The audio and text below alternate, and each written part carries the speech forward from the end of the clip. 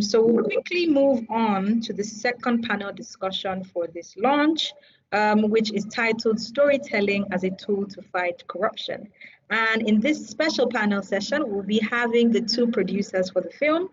Okay, so I'll like to welcome first Mbuotidem Johnson.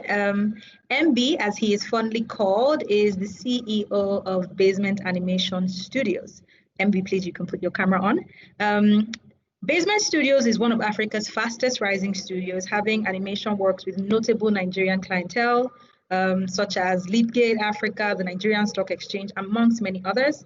And MB currently has over 10 years experience in the animation industry. So, I mean, at this point, he has a knack for producing top quality animated content, which will change the perspective about, original content in Africa. So thank you, MB. You are most welcome. And next, we would like to invite, drum roll please, Onyinye O. As you all know, Onyi is the Executive Director of Step Up Nigeria. Onyi, please, you can put your camera on. Onyi is an international development practitioner who specializes in anti-corruption and service delivery. And she established Step Up Nigeria with the aim of strengthening accountability in service delivery by tackling corruption challenges. Onyi is also the author of 3 children's books, Emeka's Money, Halima's Vote, and Tosin's Story. She also authored the anti-corruption superheroes comic books and is also the second producer on the film. Thank you very much, Onyi. So I will just ask some very few questions over the next 10 minutes. I'd like to start with MB.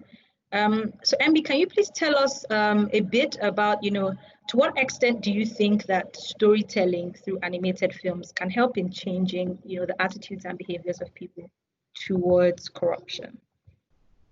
Yeah, hello everyone. I think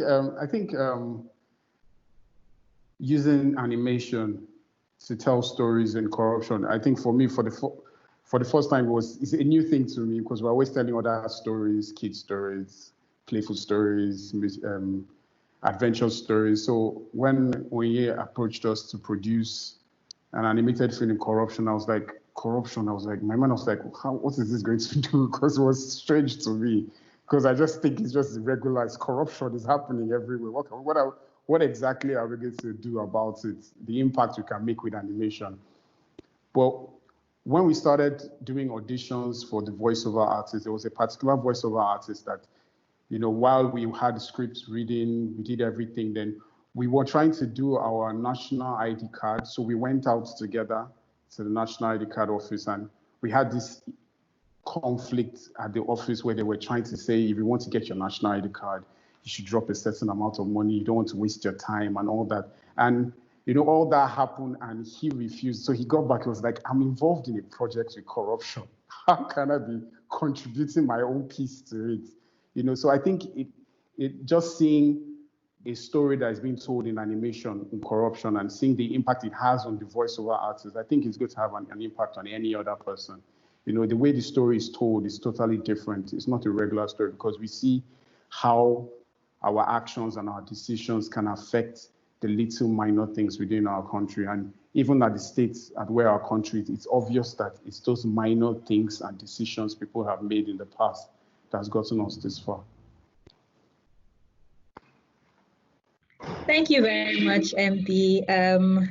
Glad for all the work with Basement Studios. Everyone has been appreciating the film so far, so good work so far. So Onyi, we're all aware that you're the author of the book and you came up with the story initially. And through Step Up Nigeria's work on our Catch Them Young initiative, you've adopted a storytelling approach to shape the mindsets and attitudes of children to act against corruption and to choose integrity. So can you tell us a bit of your successes and how well that is working out so far? Thank you so much, Ferami, and thank you, MB, for your contributions.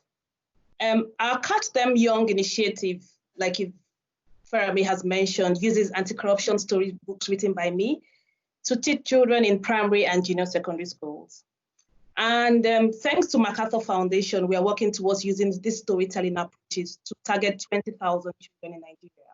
And just before the lockdown, we had reached over 7,000 children through storytelling. So I'm glad that we've started seeing some encouraging results. We've started receiving feedback from schools about children beginning to act with integrity and trying to be like anti-corruption heroes in the stories. I think the beauty of storytelling is when you use books or films to tell stories to individuals, young people or adults, particularly we are seeing it more with young people. I think they begin to look up to those characters. So I think the beauty of storytelling is that it's helping to create some fictional trendsetters around fighting corruption that children can look up to. We now have children who want to be young anti-corruption champions. And I'll give some example. Some of the schools have given us feedback that in some schools in Nigeria, they have student elections. And prior to the student elections, prior to reading our books, children usually, some of the students give their classmates or friends sweets so that they get to vote for them. But after reading anti-corruption storybooks like Emeka's Money and Halima's Vote, students now focus on getting the children to vote for them by committing to change things in the school rather than through buying them sweets or biscuits. For me, this is very encouraging and would need to be sustained so that we can get the next generation of leaders and politicians that would act with integrity during elections. And also another example is also from one 8-year-old student that read Emeka's Money. For those that schooled in Nigeria, and those of people that schooled in Nigeria, you recall they will tell you to write names of noisemakers, people who make noise in class. And this particular girl was given that task in her class to write names of noisemakers. Prior to reading Emeka's Money, she told us that she would not write the names of her friends, even though they were making noise. So she tried to protect her friends.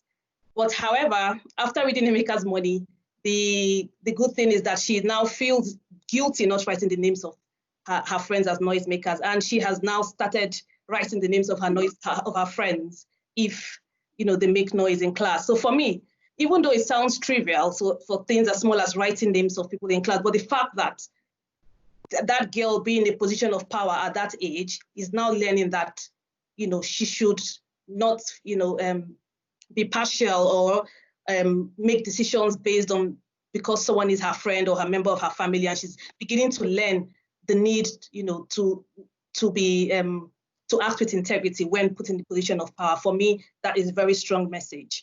So I really think that our stories are giving children more confidence to speak up against bad practices in the environment.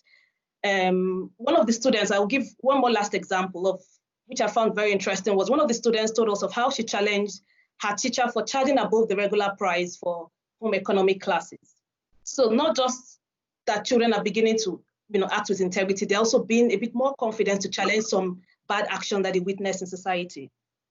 And she said, even though the teacher did not change the price, but she was happy that she felt a bit, she felt happy that she was able to contribute her voice to trying to change a bad practice and challenge, bad behavior being, which she witnessed her teacher doing by trying to exploit students.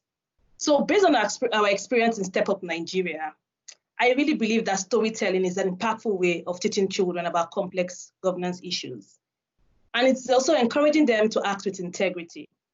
Hopefully, we hope that in trying to build collective action in the fight against corruption through stories, we may begin to build a future society that is less tolerant of corruption and courageous enough to tackle some of these behaviors that drive or encourage corruption in Nigeria. Thank you. Thank you very much, Onyi. And at this point, I think I should mention Step Up Nigeria has a YouTube channel, which is where the film will premiere this evening. It's called Step Up TV. So if you want to learn more about how the film was made, the journey to the film, the challenges made, I interviewed both MB and Onyi on our podcast about the journey to making the film. We also interviewed the members of the cast to discuss how playing these characters have affected the way they live. So please also check that out after the launch. Thank you very much, MB and Onyi. This brings us to the end of this panel discussion as well. Thank you.